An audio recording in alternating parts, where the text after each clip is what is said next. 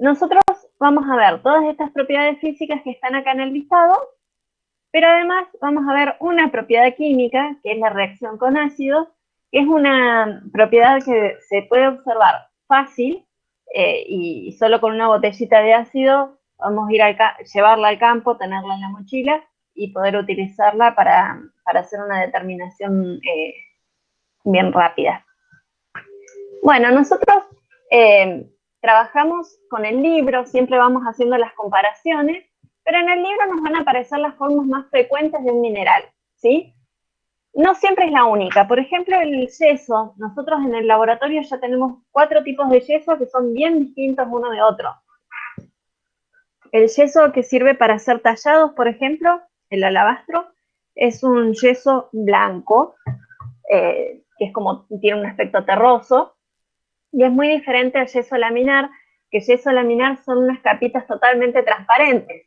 Otro tipo de yeso es el yeso fibroso. El yeso fibroso nosotros vemos como si fuera un pedazo de madera. A veces puede ser un yeso blanco y otras veces puede ser un yeso rojizo. Tenemos un yeso acicular también, que son agujas bien paralelas, bien derechitas, a diferencia del fibroso. El fibroso a veces puede curvarse, en cambio el acicular no, el acicular son agujas bien tiesas. Entonces, en el libro a veces nos va a aparecer algunas de estas formas, las más comunes, el yeso terroso, por ejemplo, pero en la naturaleza pueden aparecer muchas formas más. Un caso particular es el cuarzo. El cuarzo ya hemos visto que cristaliza en todos los ambientes y de muchísimas maneras distintas.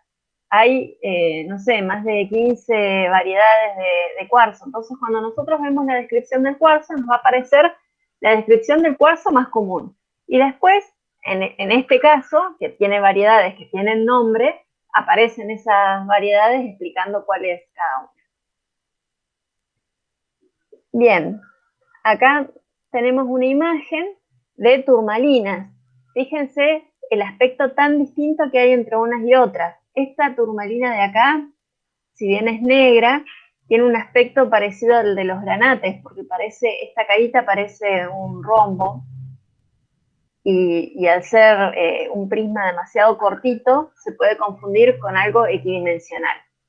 En cambio, esta que está acá abajo, que es larguita, ya tiene una forma que es más tradicional de las turmalinas. Las turmalinas suelen ser columnas largas y a veces robustas. Las más comunes acá son las turmalinas chorlo. Turmalina no es el nombre del mineral, acuérdense, es el nombre del grupo.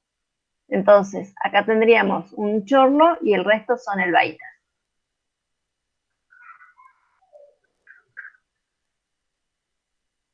Bien.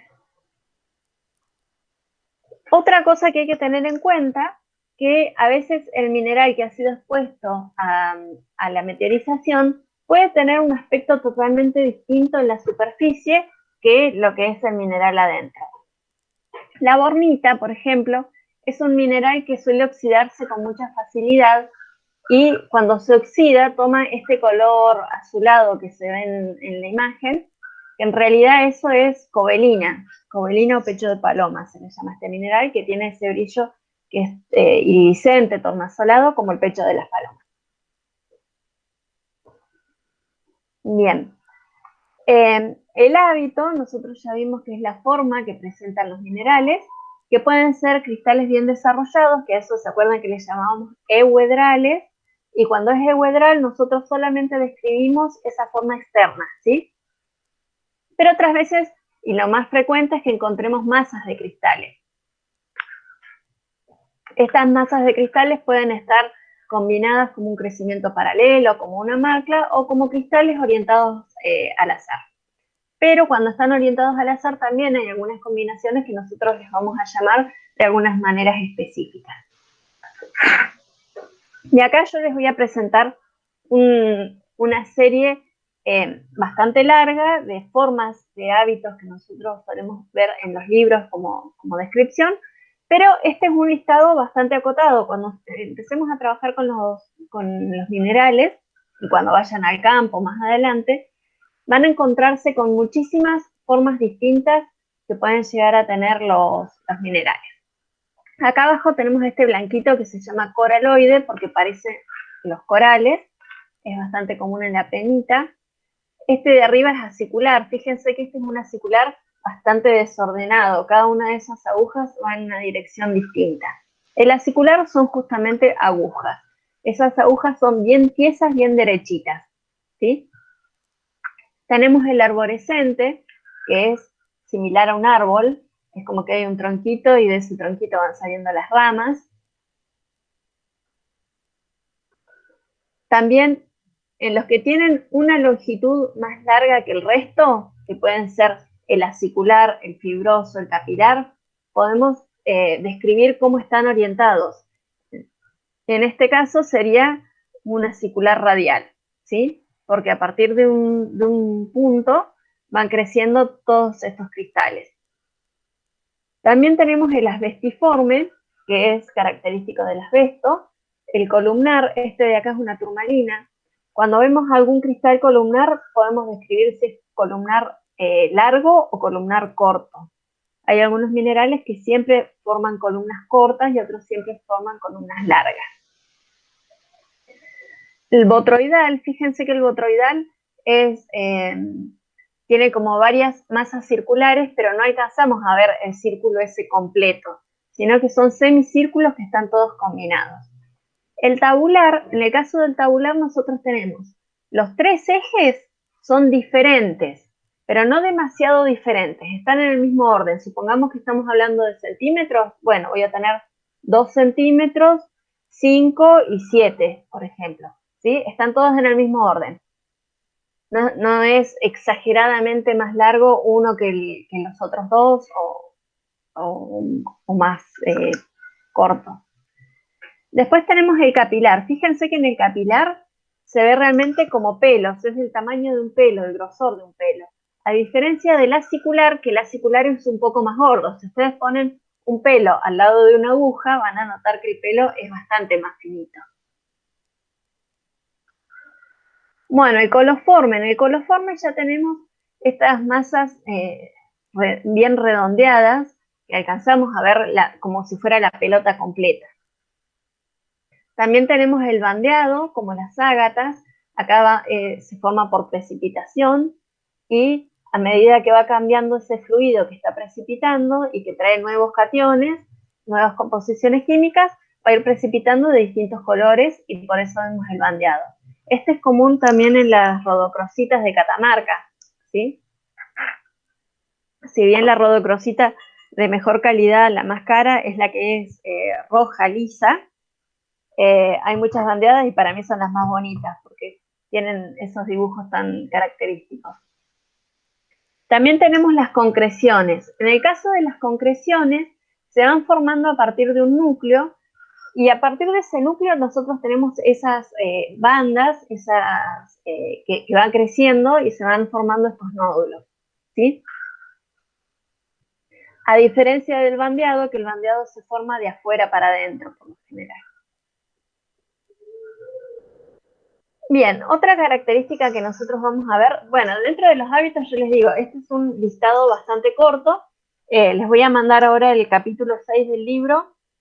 En el capítulo 6 del libro van a ver que los diferencia entre monocristales sería un solo cristal aislado, y agregados cristalinos. En la parte de agregados cristalinos van a ver un listado que es diferente al que yo les mostré, pero bueno, es como que se complementan, y hay un montón de formas de hábitos que no están descritas ni en el PowerPoint ni en este capítulo del libro, pero cuando vean la segunda parte, cuando empiecen a hacer las fichas y las descripciones, van a notar que muchos hábitos que se relacionan con algunas imágenes cotidianas que solemos ver. Por ejemplo, hay un tipo de formación que se da en la calcita o en el cuarzo cuando tenemos dos paredes tapizadas de cristales, que esos cristales se van como cruzando en el medio, eso se le llama diente de perro, por ejemplo.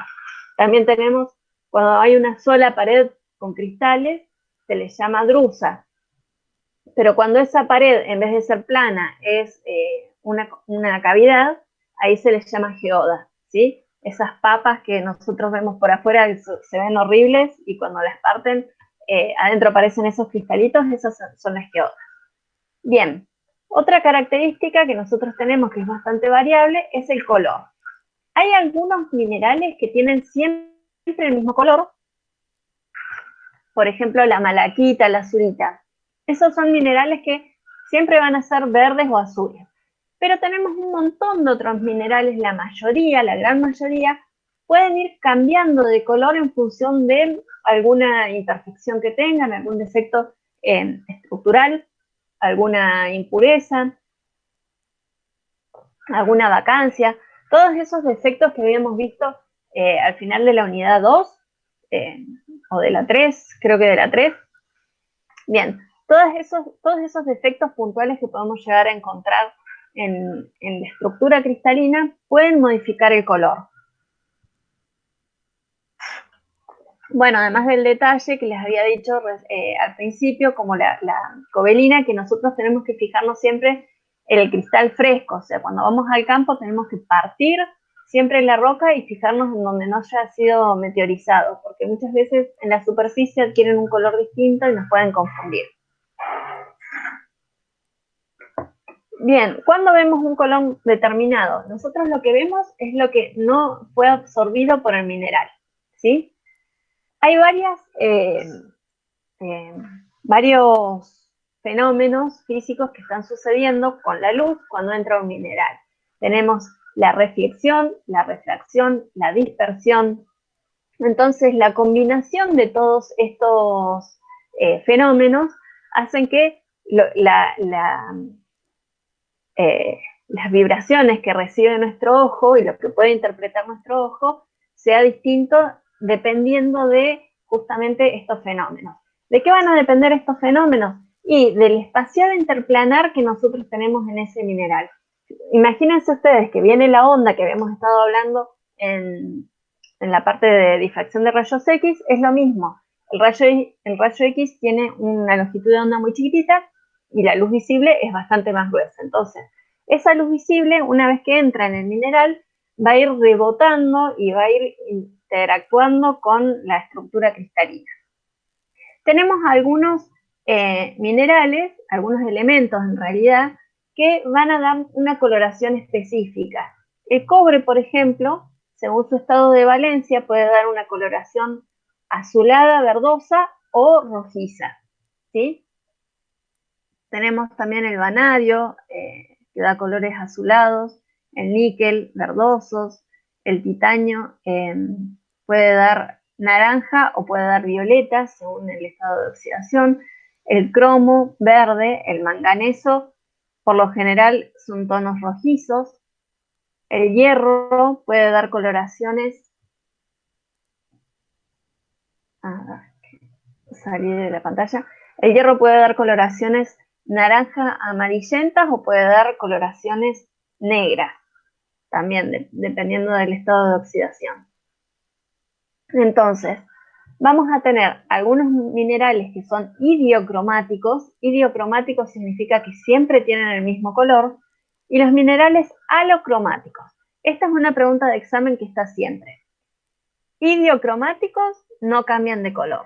Alocromático cambia de color. Y este cambio de color puede ser, por lo general, por impureza.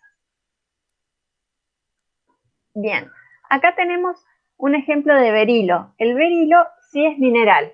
Acuérdense que siempre tenemos que diferenciar cuando estamos hablando de grupo o serie, mineral, variedad. Acá el nombre del mineral es berilo. Y tenemos distintas variedades dependiendo de la impureza que tengan y la coloración que va a tener. Acá tenemos una esmeralda, que la esmeralda es un tipo de berilo. Este de acá es una rubelita. No, no es rubelita. Rubelita es la turmalina rosa. Morganita. Morganita. Y este, nunca sé si es heliodoro o heliotropo. Heliodoro. Siempre se me confunden esos dos nombres. Heliodoro. Bien, entonces tenemos el mismo mineral, la misma composición química. Si yo le hago una difracción de rayos X, me van a dar prácticamente iguales. Y en ese diagrama voy a tener pequeños picos, porque en realidad la impureza es tan chiquitita, son partes por millón, una cantidad mínima ya logra hacer la diferencia esta de color. Entonces voy a tener un pico casi imperceptible de la impureza que nosotros estamos teniendo. Bien, entonces, las causas del color muchas veces tienen que ver con los elementos de transición, tiene que ver con las diferentes valencias y a veces también se producen juegos de colores. Estos juegos de colores tienen que ver con la forma de la celda unidad, muchas veces. Bien, tenemos algunos elementos que son que le dan color a los minerales, y yo les contaba recién que muchas veces tiene que ver con el estado de oxidación o la valencia. Acá tenemos el hierro que está dando coloraciones azules tanto en el berilo como en la turmalina. Vamos a ver que más adelante que el berilo y la turmalina tienen un comportamiento muy parecido, tienen una forma cristalina parecida y tienen muchísimas cosas en común porque pertenecen a la misma subclase cristalina, subclase de silicatos sería.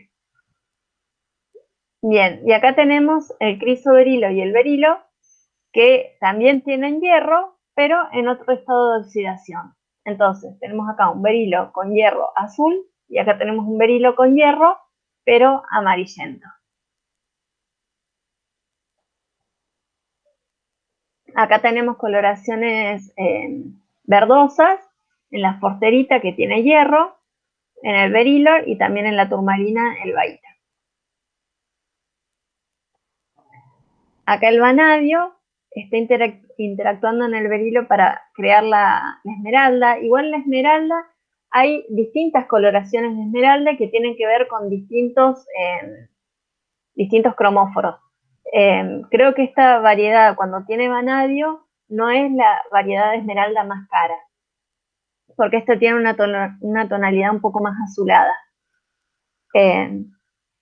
Bueno, también tenemos acá la grosularia, que es un granate, y la cabancita, que no sé qué grupo es.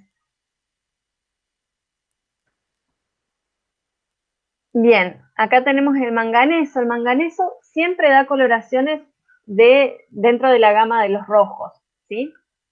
La rodocrosita, esta es la rodocrosita más cara, que no tiene el bandeado, que a mí me parece menos atractiva.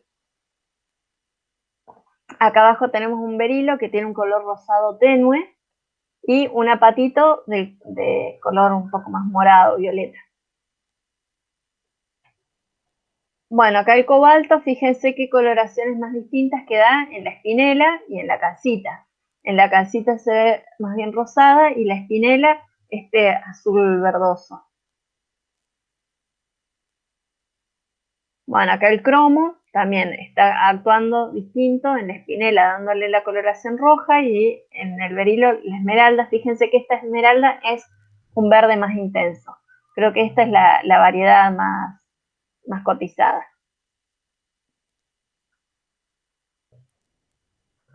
También tenemos acá el cobre. El cobre en este caso les está dando la coloración azul y verde. La malaquita y la azurita no cambian de color, ¿sí? Siempre van a ser de esos tonos.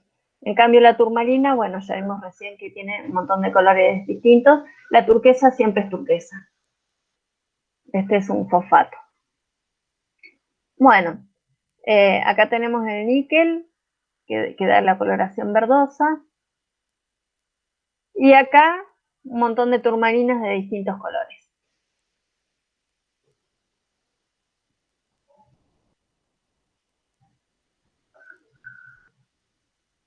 Bien, ¿cómo podemos darnos cuenta de qué coloración estamos teniendo? ¿Cuál es el elemento? Existen unos aparatitos chiquititos, un par de centímetros nada más, es un tubito que nosotros miramos y tiene ciertos filtros, y con esos filtros nosotros vemos así el arco iris completo, y vamos a ver como unas rayitas que nos marcan. Esas rayitas que marcan es la combinación de longitudes de onda que no se están absorbiendo, las que está dejando pasar. Entonces, si nosotros vemos con este mineral, que es un rubí, con un espectroscopio, vamos a ver que deja pasar la parte violeta y deja pasar acá la transmisión roja. Vamos a ver estas dos rayitas. Esa combinación de colores es la que va a percibir nuestro ojo y que vamos a poder ver. Y a veces tenemos el mismo elemento, el aluminio, para dos colores o más. En el caso de la sílice, por ejemplo, bueno, sílice y aluminio, que nosotros tenemos tanta cantidad de minerales con sílice y aluminio, vamos a ver que puede haber cualquier color. Bien, y acá lo que está sucediendo es que algunos cationes que sí o sí tienen que tener un tamaño similar, esto lo vimos en la clase de cristaloquímica. ¿Se acuerdan que tenían que tener cierta relación de tamaño el catión con el anión para que puedan existir estos reemplazos? Entonces, acá tenemos el cromo, que tiene un radio iónico similar al aluminio, puede ser reemplazado, está en la misma posición, en una posición octaédrica, y esta diferencia de cationes hace que el mineral tenga un color totalmente distinto. Entonces, acá vemos que se absorbe el violeta, se transmite el azul y verde, se absorbe el amarillo y el rojo, entonces este es el color que nosotros vamos a ver. De todos modos, acá fíjense que hay una baja, o sea que estaría pasando algo del violeta, de la parte superior, y abajo del rojizo también estaría pasando un poco, ¿sí? Entonces nuestro ojo lo que percibe es esta combinación de colores que no se absorben, los que se transmiten. Acá tenemos el corindón, variedad zafiro. Este es un corindón tallado y a la derecha tenemos algunos corindones naturales y también este chiquitito de acá y este de acá creo que está tallado también. Pero en la naturaleza nosotros los vamos a anotar así como el cristal grande. Acá tenemos un reemplazo de hierro por titanio. El hierro más 2 se reemplaza por el titanio más 4 y el hierro más 3 por el titanio más 3. Y ahí podemos tener esa coloración. Acá el corindón es un mineral que estaría en la escala 9, un mineral muy duro, que puede ser rojizo, como habíamos visto antes, este de acá, ¿sí? O puede que cuando es rojizo es rubí y cuando es azul es zafiro. Los nombres rubí y zafiro no serían nombres de minerales, son nombres de la variedad que se utiliza en gemología. Es un nombre más bien comercial, no es nombre de mineral. Bien, y acá tenemos lo que es el juego de colores. Nosotros tenemos que el ópalo es sílice oxígeno 2 igual que el cuarzo, pero con 2 moléculas de agua. Es un cuarzo hidratado. Este cuarzo hidratado, cuando uno lo puede observar con un microscopio de barrido electrónico, va a notar que forma estas pequeñas esferitas, ¿sí?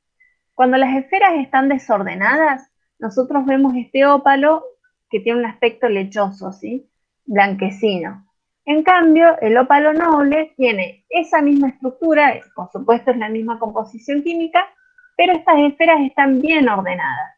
Al estar ordenadas, cuando va entrando la luz,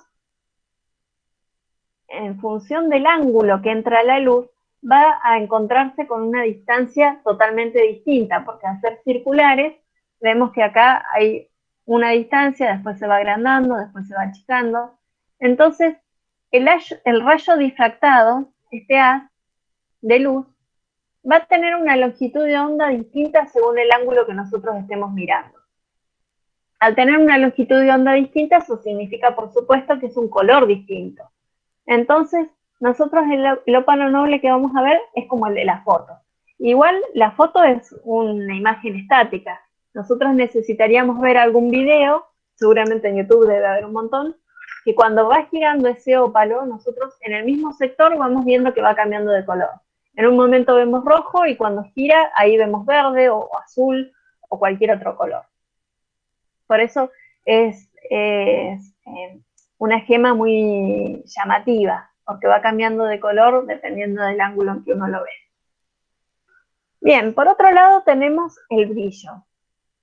El brillo lo clasificamos fundamentalmente en dos, el brillo metálico y el brillo no metálico.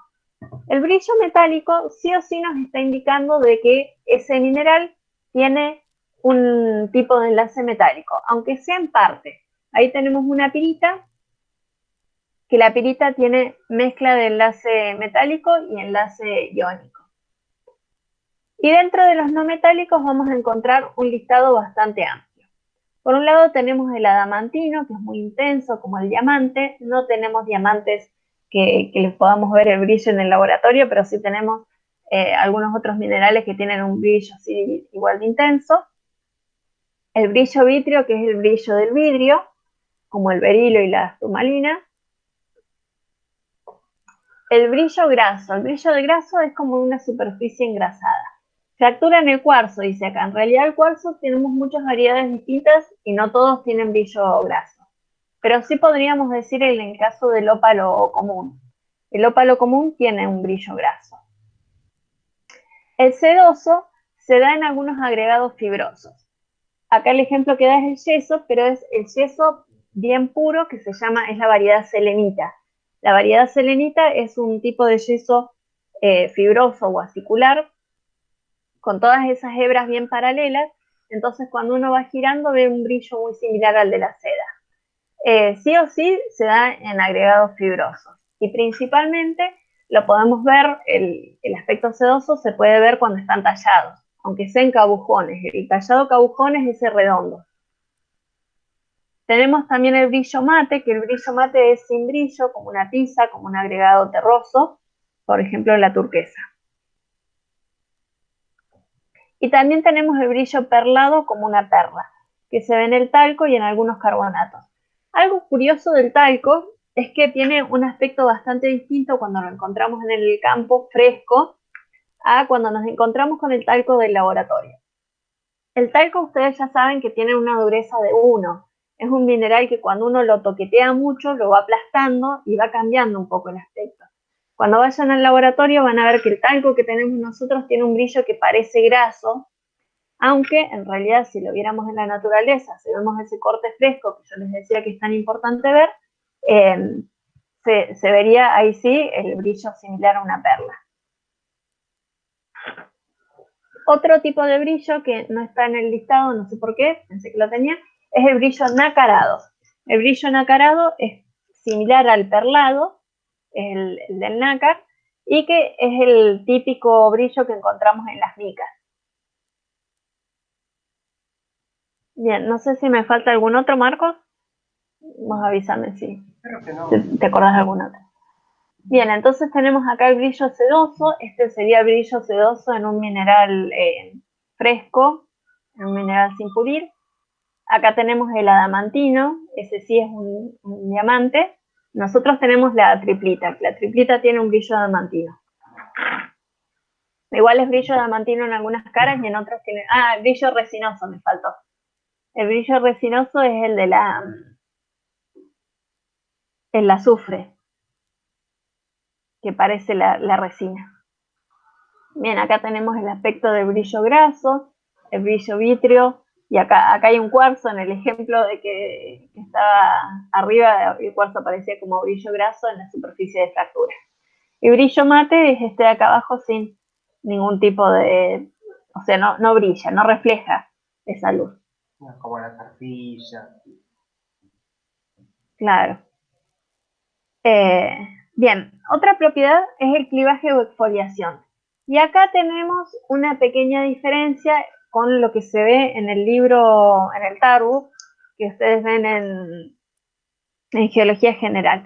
En el Tarbuk aparece no sé si decir un error o una diferencia con el libro que seguimos nosotros, que dice que o tiene clivaje o tiene fractura. Y en realidad pueden existir las dos cosas.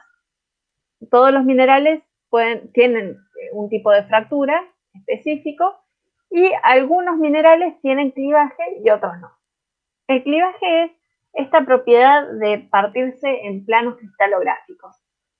El gran ejemplo de clivaje son las micas. Las micas, nosotros cuando nos encontramos la primera vez con una mica, lo primero que vemos es que parece un librito cerrado con muchas hojas y que si vamos metiendo la uña se pueden ir despegando de a poquito. Ese sería un tipo de clivaje perfecto, pero también tenemos varios minerales que si nosotros hacemos como está ahí en la imagen, si la golpeamos con un martillo, vamos a ver que siempre termina rompiéndose en algunos planos específicos. Entonces, acá tenemos la mica. ¿Por qué se da este desprendimiento en capas? Este desprendimiento en capas, por supuesto, tiene que ver con la estructura cristalina, con la fuerza de los enlaces en esa dirección.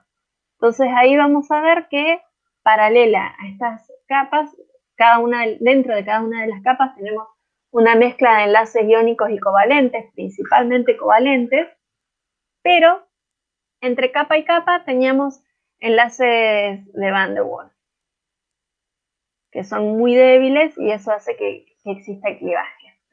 Acá tenemos una galena que tiene un clivaje cúbico.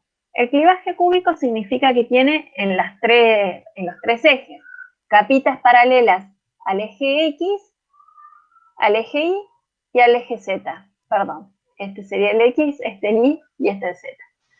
Entonces, esta cara amarilla, nosotros nos vamos a encontrar con varios planos que se van a ver como está acá abajo. Fíjense que hay algunas caritas pintadas de amarillo, que son las que están en esta posición.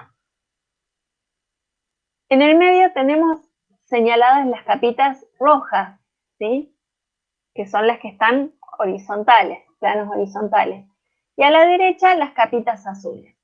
Entonces, cuando nosotros veamos un mineral que tiene un clivaje cúbico, nos vamos a encontrar con este tipo de forma, ¿sí? Que vemos que todas las superficies responden a alguno de esos tres planos. Entonces, cuando nosotros describimos el clivaje, tenemos que tener en cuenta dos cosas principalmente. Una es la calidad de clivaje y otro es el tipo de clivaje. Es como que cuando hacen las fichas muchas veces se acuerdan de poner la calidad, pero se olvidan del tipo.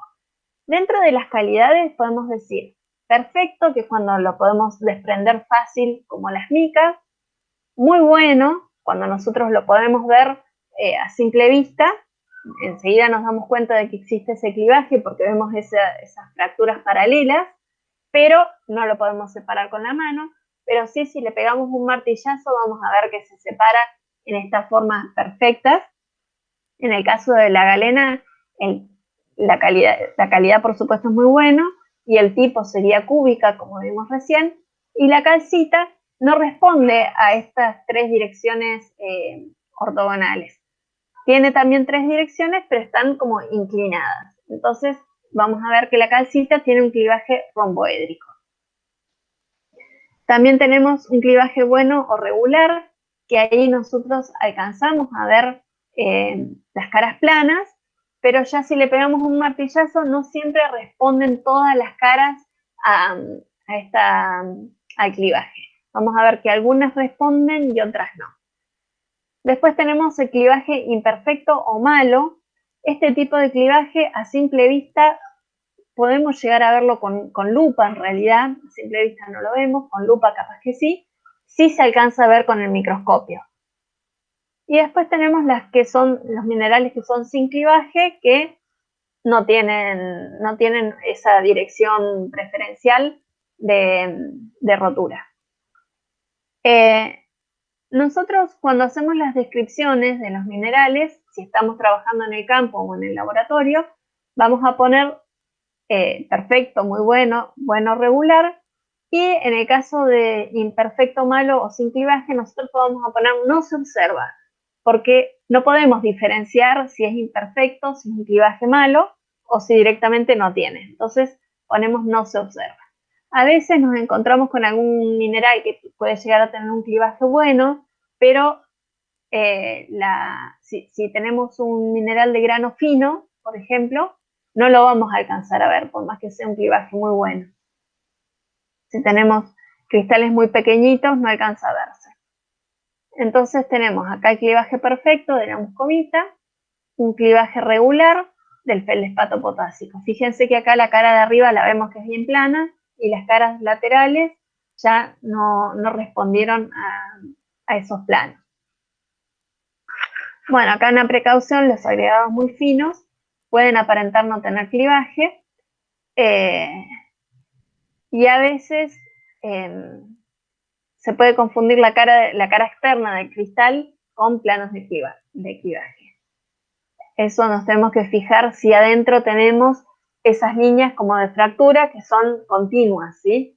No que sigan en una cara. Por ejemplo, en el caso de las piritas suelen estar estriadas, pero nosotros vemos que en esta cara está estriada así y cuando queremos fijarnos en la cara superior está en una posición ortogonal, o sea, no sigue la misma línea.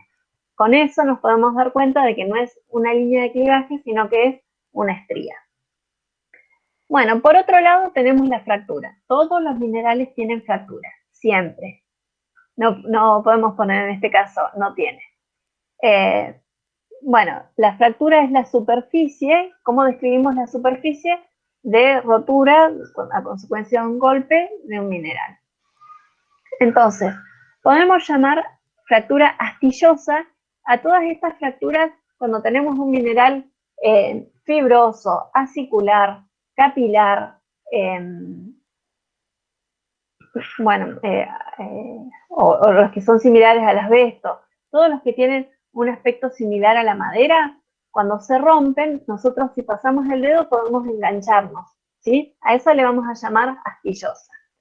También tenemos algunas superficies irregulares. La superficie irregular, cuando yo paso el dedo, no se engancha en ningún momento, pero no la vemos plana. Existen, fracturas planas cuando responde a la exfoliación. También tenemos el tipo de fractura ganchuda, que cuando yo paso el dedo sí se me va a enganchar, pero no se engancha igual que cuando es astillosa. Cuando es astillosa yo puedo ver que tengo esas fibras o hebras o agujas. En cambio, en la ganchuda veo puntas salientes. Y tenemos la concoidal. Los hábitos tipo, la plata, el oro, que tienen esos hábitos como medio piriformes, así, ahí es cuando aparecen las fracturas ganchudas. Claro. Después tenemos la concoidal, que tiene estas superficies redondeadas, ¿sí? En el caso del ópalo, por ejemplo, hay en el laboratorio un ópalo que tiene unos 10 centímetros y vemos que es una sola superficie redondeada. También es muy común en la obsidiana, que no es un mineral, pero es un buen ejemplo de fractura concoidal. Que justamente esa propiedad de tener este tipo de fractura es la que permitía a los ancestros hacer las flechas con obsidiana.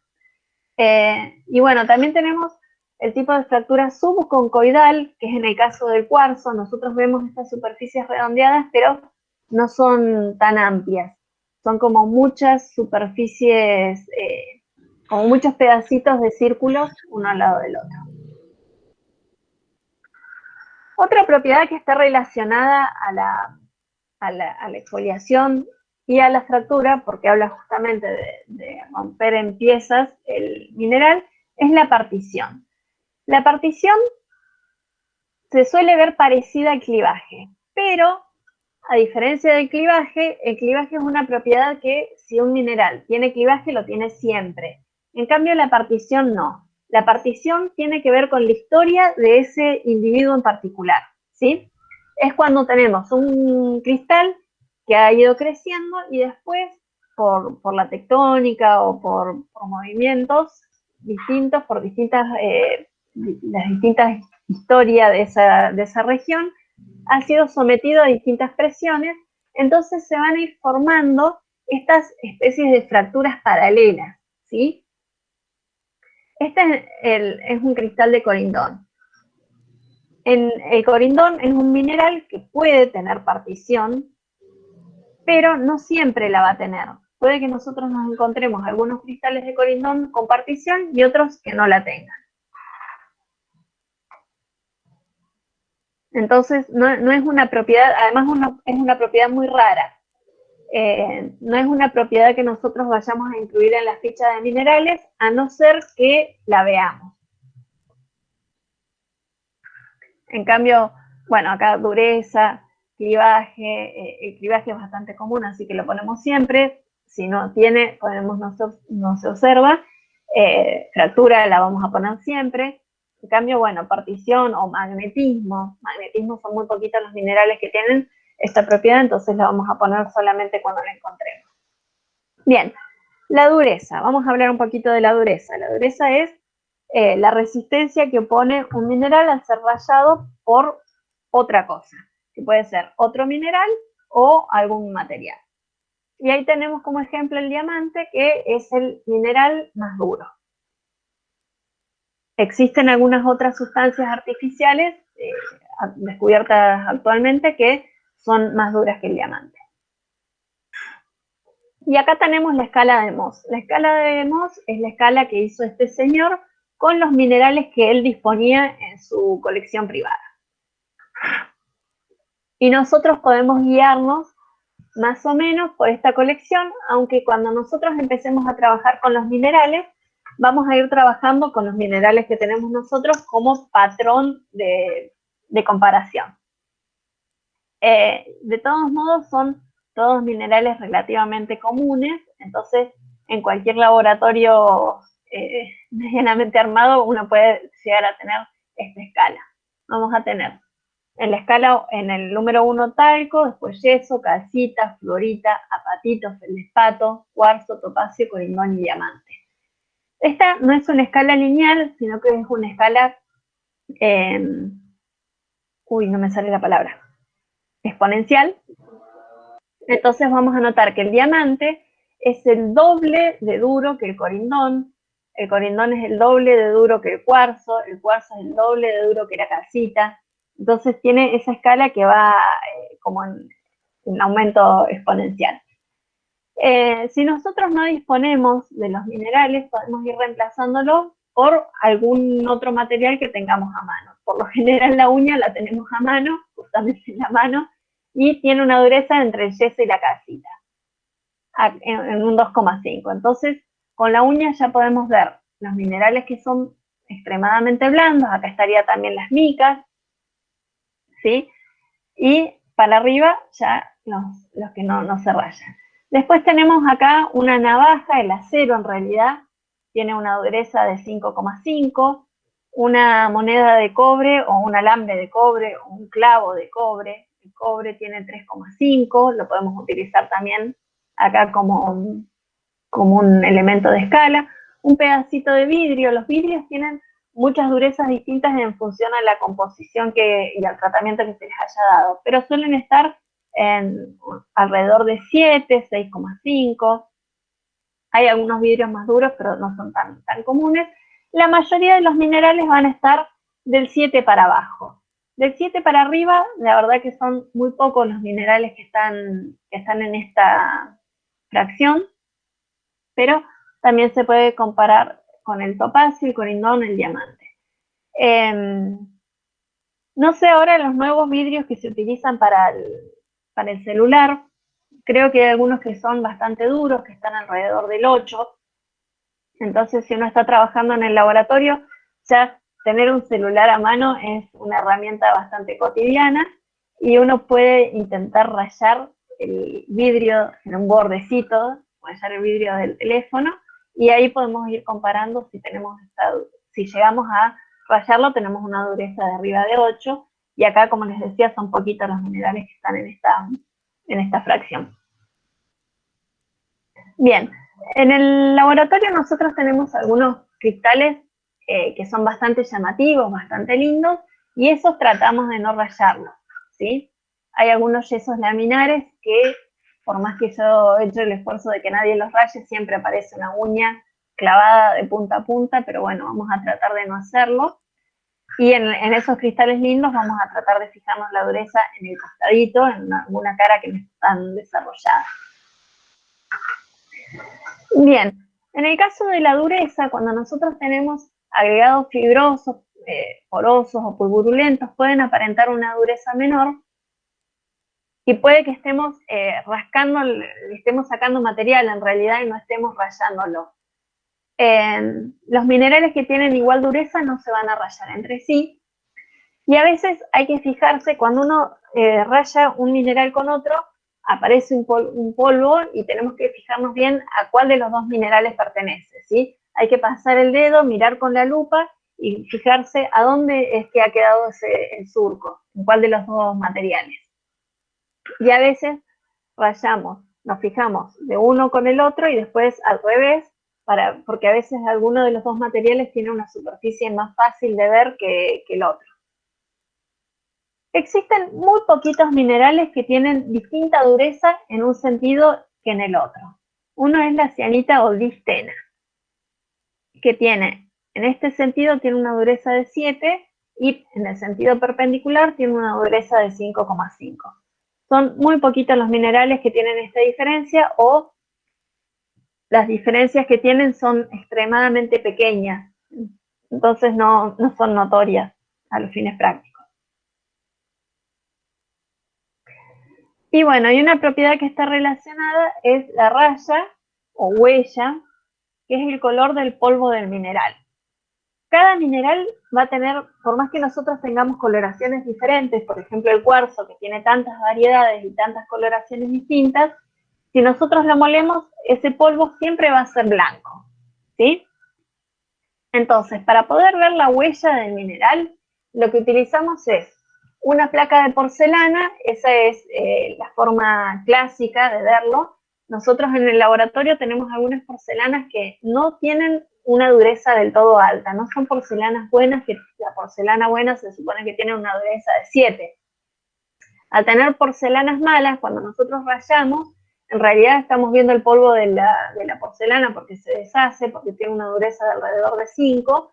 Entonces lo que utilizamos son cuarzos lechosos. Tenemos algunos cuarzos grandotes lechosos que cuando rayamos ahí, el cuarzo tiene una dureza de 7, y cualquier mineral que tenga una dureza menor, nosotros cuando rayamos vamos a ver el polvo del mineral que estamos tratando de analizar.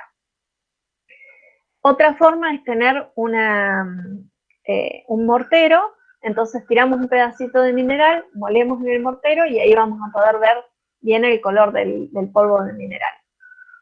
Y cuando nosotros tenemos un mineral con una dureza demasiado alta, no vamos a poder ver el color de la huella. O sea, rayándolo, ¿no? Si tenemos un mineral de una dureza 8, cuando rayemos el cuarzo nos vamos a encontrar con el polvo del cuarzo, no con el polvo del mineral.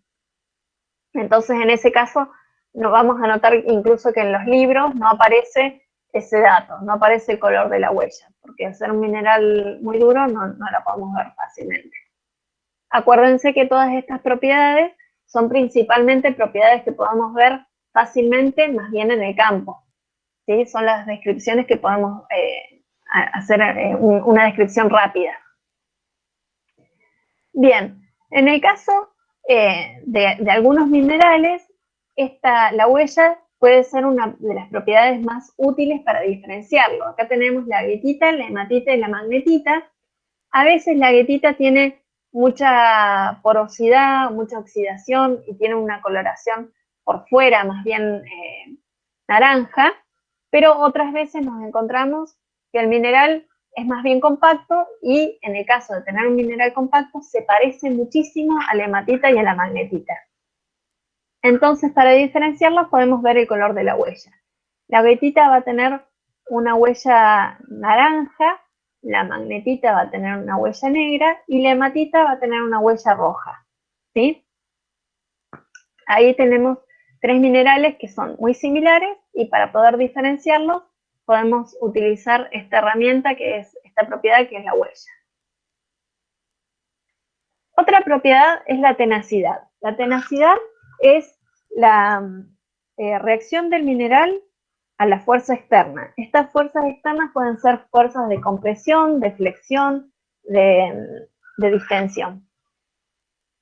Entonces, a veces vamos a tener un solo tipo de tenacidad y a veces vamos a tener muchos tipos distintos. En el caso de golpear al mineral con un martillo, si nosotros vemos que se hace polvo, vamos a decir que es frágil. Hay muchísimos minerales que entran dentro de esta clasificación y que son los que están, los que tienen tipo de enlaces que no tienen mucha movilidad. Son los enlaces fuertes, ¿sí? Si yo tengo un enlace covalente o un enlace iónico, cuando lo golpee, no va a tener flexibilidad para volver a acomodarse, ¿sí? Entonces directamente se rompe y se hace polvo. Y acá hay que tener hay que hacer la aclaración entre dureza y tenacidad. El diamante es un mineral duro. Eso significa que si yo intento rayarlo con otra cosa, no se va a rayar. Pero es un mineral frágil porque tiene enlace covalente. Entonces, cuando yo lo golpee con un martillo, se va a hacer polvo. A veces existe en el lenguaje cotidiano algo duro se lo señala como algo que no se rompe, pero en realidad si yo golpeo con un martillo, un mineral duro, es frágil, porque se va a pulverizar fácilmente. Después tenemos la propiedad de sectilidad. Un mineral es séctil cuando puede ser cortado con un cuchillo sin pulverizarse. Una imagen que sirve para imaginar, para hacerse la idea de qué mineral puede ser séctil, imagínense que todo lo que puede ser tallado es séctil. ¿Por qué? Porque el tallado justamente es ir desgastando, ir comiendo con algunas herramientas ese mineral para darle forma. Entonces vamos a ver que el mármol es séctil, el yeso es séctil, los varios minerales de plomo son séctiles. ¿Por qué? Porque nosotros cuando los sacamos podemos ir como comiendo y haciendo virutas de ese material, ¿sí? Y no se va a romper. Entonces, un material séctil por lo general tiene que ser un mineral de dureza baja que pueda ser cortado con el cuchillo. La maleabilidad significa que puede ser aplanado en finas hojas sin quebrarse. Cuando yo lo golpeo, se aplana.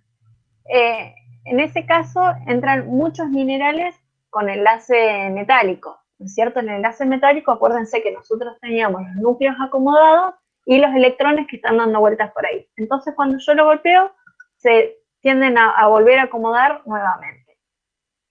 El gran ejemplo es el oro. Con un solo gramo de oro se puede hacer una lámina de 1 metro cúbico. Perdón, 1 metro cuadrado. Hablamos de superficie. 1 metro cuadrado de una lámina de 1 metro cuadrado. No sé si han visto algunos libros antiguos que tienen la tapa con un laminado de oro. Esas son unas láminas súper finitas. La cantidad de oro que se utiliza para hacer esas letras es mínima. Y son unas hojas muy, muy, muy finas. Ahí estamos hablando de una fuerza de compresión, ¿sí? Yo estoy aplanando, comprimiendo, y por ese reacomodamiento voy haciendo esta lámina fina. Y al contrario, si en vez de comprimir lo que yo hago es estirar, voy a tener la propiedad que sigue, que es la ductibilidad. Un material dúctil es algo que puede ser estirado en alambres. Imagínense acá todos los elementos con los que puede hacerse una cadenita o un alambre. Un alambre de cobre, una cadenita también puede ser de cobre, de plata, de oro, de platino. Todos esos materiales que, bueno, estamos hablando siempre de enlaces metálicos, son materiales dúctiles. Por otro lado, tenemos la propiedad elástica, ¿sí? Cuando yo tengo un mineral elástico, lo puedo doblar y cuando dejo de hacer fuerza, vuelve a la forma original, como cuando tengo un elástico. Un elástico yo lo estiro y cuando dejo de hacer fuerza, vuelve a la forma original. En este caso, un ejemplo son las micas. Las micas yo las puedo doblar un poquito y cuando dejo de hacer fuerza, vuelve a la forma original. Por otro lado, tenemos la flexibilidad. Un material es flexible cuando yo lo doblo y cuando lo suelto queda doblado. Por ejemplo, un alambre de cobre. Justamente el alambre yo lo doblo y cuando dejo de sostenerlo queda doblado, ¿sí? Ahí tenemos un material flexible. Y acá, bueno, esta diferencia yo ya las comenté. La maleabilidad es un esfuerzo compresivo y la ductibilidad es un esfuerzo distensivo. No siempre están relacionados, por más que los dos tienen que ver con enlaces metálicos, hay algunos minerales que son maleables y no dúctiles, por ejemplo el oro. El oro sí es maleable y dúctil, y el plomo es solo maleable. El plomo es maleable y también es séptil, pero no es dúctil. Bueno, y ahí tenemos la flexibilidad en las micas. Acá tenemos una mica sin esfuerzo, queda plana y haciendo un esfuerzo puede doblarse durante ese pequeño momento. Bueno, otra propiedad es la densidad. Nosotros vamos a ver que la mayoría de los minerales tienen una densidad normal entre 2 y 4. Pero esta propiedad en las tablas que nosotros vemos del libro, aparece la densidad con el valor calculado por medio de un laboratorio, por supuesto. Pero cuando nosotros vayamos al campo, sí vamos a notar la densidad cuando nos llama la atención que un mineral es demasiado liviano o demasiado pesado, ¿sí? Hay algunos minerales que flotan, por ejemplo, los boratos. Los boratos tienen una densidad menor a 1, son muy livianos y vamos a notar que flotan. Acá tenemos el ópalo, que también es un mineral bastante liviano. A mí la verdad que nunca me llamó la atención el ópalo que sea extremadamente liviano. Los boratos sí. Ustedes cuando vayamos al laboratorio y puedan sostener un borato en la mano van a darse cuenta que es extremadamente liviano. Después, bueno, tenemos los minerales que están en valores normales, el cuarzo, que es el más común de todos, está en un 2,7. Entonces, esos son los pesos habituales. Y después tenemos los pesados, como los zircones. No tenemos zircones de tamaño grande como para que notemos esta diferencia, pero sí los minerales de plomo. Los minerales de plomo andan alrededor de 4. Tenemos unas cuantas galenas, que la galena nos llama la atención que es pesada. Entonces esa es una propiedad que nos sirve al momento de identificar el mineral. Y acá vamos a ver alguna serie bastante cortita de propiedades que aparecen muy de vez en cuando. Una es el magnetismo. Nosotros solo vamos a notar el magnetismo cuando notemos que el mineral tiene esta propiedad. Hay que hacerse la costumbre de agarrar el imán y pasarlo por todos los minerales por las dudas. Aunque tengamos un cuarzo, bueno, por las dudas pasamos, no necesariamente esperar el aspecto metálico, ¿sí? Pasar siempre y fijarse todas las propiedades en todos los minerales, aunque nos parezca que no la vaya a tener. Bien, el magnetismo es la capacidad de atraer un imán. Tenemos unos cuantos imanes en el laboratorio y algunos minerales que sí tienen magnetismo son la magnetita y la pirrotina. Otra propiedad, estas dos propiedades están bastante relacionadas, a mí se me confunden y antes de hacer la descripción, trato de revisar en el libro cuál es cuál. La fluorescencia y la fosforescencia. Las dos es una emisión de radiación, una especie de luminosidad, al ser excitado con luz ultravioleta, en el caso de la fluorescencia, y en el caso de la fosforescencia, esta luz continúa al cesar el estímulo. Existen algunas estrellitas que se pegan en el techo de la habitación, que esas son fosforescentes. Nosotros la iluminamos con la luz común y es como que se van cargando y cuando apagamos la luz quedan brillando. Bueno, ese sería el caso de la fosforescencia.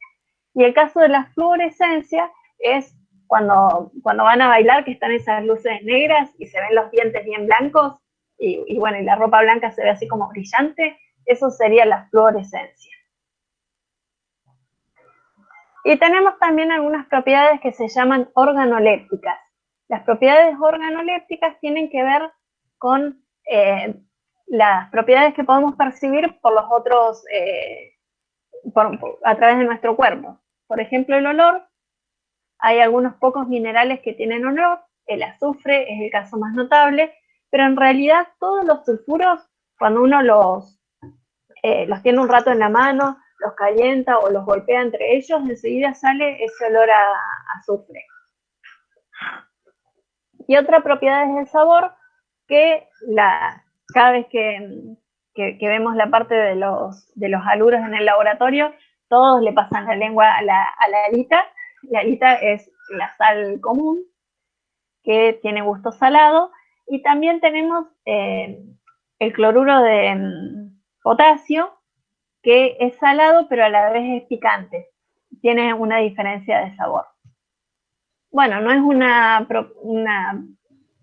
no es muy aconsejable probar el sabor de todos los minerales, sobre todo cuando tenemos sulfuros, óxidos de arsénico, hay algunos minerales que son cianurados, entonces es un poco peligroso. Yo le siento mucho olor y mucho sabor al talco, a las arcillas. Cuando uno entra a una mina de arcilla, enseguida percibe un olor muy característico. Si ustedes tienen en la casa algún cuenquito, algo, siéntanle el olor y van a darse cuenta que las arcillas tienen un olor. Es un olor suave, pero tienen un olor característico y hay un olor muy distinto entre la arcilla roja y la arcilla blanca. Bueno, y la piezoelectricidad es el desarrollo de cargas eléctricas en los polos opuestos de un mineral. Para esto necesitamos que los polos sean distintos, ¿sí? Tienen que ser minerales polares. Por ejemplo, el cuarzo, que bien el cuarzo suele tener la punta, una parte en punta y la otra parte más bien chata.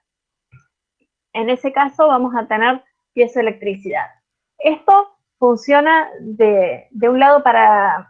A ver, si nosotros le hacemos presión, va a generar una carga eléctrica. Y si nosotros aplicamos una carga eléctrica, va a generar un pulso, ¿sí? Esto es lo que se utiliza en el caso de los relojes, ¿sí?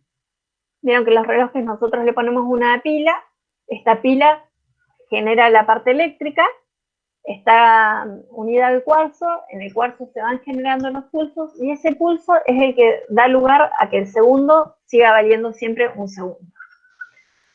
Porque tiene una duración característica. Creo que son 23 pulsos por segundo. Bien, y tenemos la piroelectricidad, que es un desarrollo de carga eléctrica cuando es sometido al calentamiento. Y un ejemplo es la turmalina. Esto, por supuesto, en el campo nosotros no lo vamos a ver. Estas son propiedades que se ven más bien en el laboratorio. Y me faltó acá la triboluminiscencia, que es cuando nosotros golpeamos un mineral y se genera una luz. Que serían todos los minerales que sirven para hacer chispas, para prender el fuego. ¿Vieron los Boy Scouts que siempre ponen una montaña de pasto y empiezan a golpear piedras hasta que se genera la chispa? Bueno, esa sería la triboluminiscencia. Bueno, y por último, vemos esta propiedad química que cuando nosotros le ponemos una gotita de ácido clorhídrico, el ácido clorhídrico reacciona con los carbonatos y genera efervescencia. Entonces, en el campo, nosotros fácilmente podemos darnos cuenta, por ejemplo, entre el cuarzo y la calcita, que son dos minerales incoloros o cristalinos, blanquecinos a veces, podemos notar esa diferencia fácilmente. En realidad, la calcita también puede identificarse por el clivaje. Hay algunos carbonatos que reaccionan siempre con el ácido clorhídrico y hay otros carbonatos que reaccionan con ácido clorhídrico solamente cuando son calentados. Entonces, eso es algo que hay que tener en cuenta para diferenciarlos. Bueno, yo ahora les voy a cargar entonces en el Drive, les cargo la clase grabada de hoy y les voy a poner también el capítulo 6 del libro, que es el que habla de todas estas propiedades físicas. A ver. Bien, ¿alguna duda? ¿Alguna consulta? No, profe. Bueno, entonces mañana vamos a ver los diagramas triangulares y queda para el lunes 24 el examen. El examen del lunes va a ser de difracción de rayos X y de diagramas triangulares. Tienen que usar calculadora. Ahora me quedo charlando con el profe Marcos cómo va a ser la modalidad del examen, así les mando por mensajito. Profe, yo tengo una pregunta, pero no es de la clase. Bueno. Detengo la grabación entonces. Sí.